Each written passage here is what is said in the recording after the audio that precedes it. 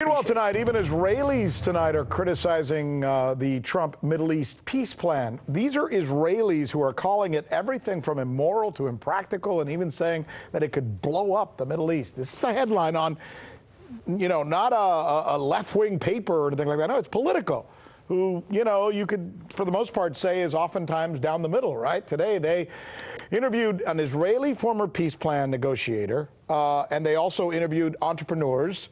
The Trump plan, they say, is all about the money, and very little of it involves substance. And here's the scariest part of what the Israeli experts are all saying. They say it could lead to, or ignite, their word, ignite, a Middle East explosion because of the rapidly escalating tensions between the United States and Iran, which is connected to the Israeli-Palestinian issue. All right, joining us now is somebody who knows this region very well, former Pentagon official Michael Maloof. What's wrong with this peace plan? Everything.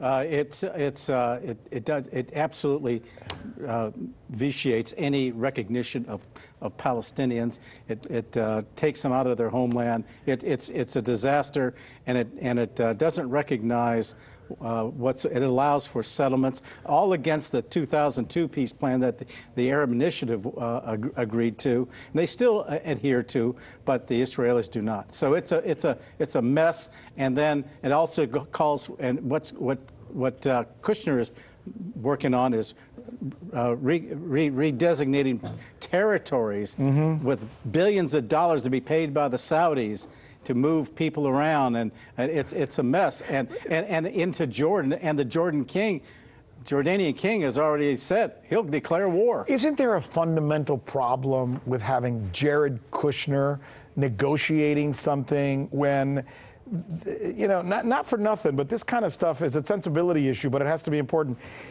Bibi Netanyahu was best friends with his father and literally slept in his bed when he was growing up as a kid. He's got to be one-sided, right? Oh, absolutely. I mean, it's the Kushner, Netanyahu, bin Salman cabal. That's basically what it boils down. It's basically what it boils down to. And so where does that leave Mahmoud Abbas?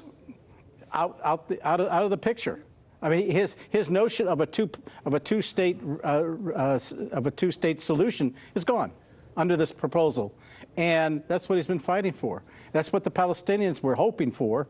And with the recognition of Jerusalem as by the U.S., it vitiates that. Well, in this article that I was just referring to in Politico, in case you guys want to check on that, they tie what's going on with Iran with this Middle East peace plan, and they say both of them together, if they fail, which they think they will, can blow the whole Middle East up. Yeah, extrapolate that out for us, will you? Well, you have the Iranians that support Palestinians and their cause. Yeah. But the problem is that if you have this going up in flames, and then you have the Iranian situation go up in flames, you're going to have total chaos throughout that region. What we were doing what we're doing today is totally different than what we were doing back in 1987.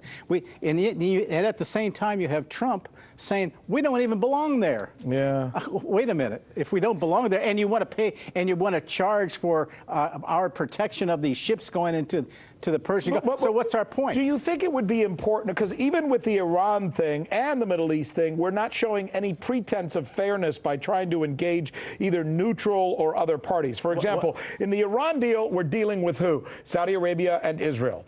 In the Middle East peace plan, who are we talking to? Saudi Arabia and Israel. It's all one-sided. So the average person, I guess, living in the Middle East or in any of these Arab countries is saying, what about me? Does anybody care what I think of this, right? Well, this is why Trump continues to support bin Salman of Saudi Arabia, notwithstanding everything that's occurred, and notwithstanding the criticism from Congress, and notwithstanding the fact that they are paying him $400 billion over a period of years. That's what he talks about. But he shouldn't? He should not. If he listens, he likes their money, but is he prepared to go to war for them?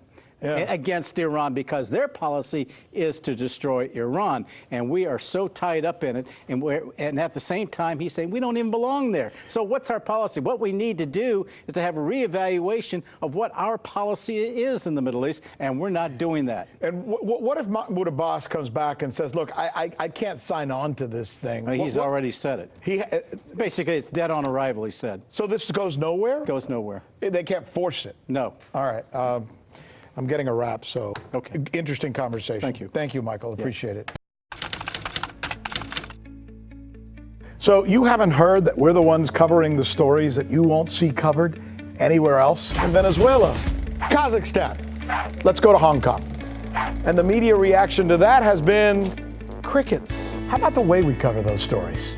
What the hell does that mean? Huawei, Huawei, Huawei. That's the key word in this case, uprising. Keep? Can you believe that? Watching. This is the right thing for members of the media to do, to actually pick sides. Look, if you like what you see, subscribe.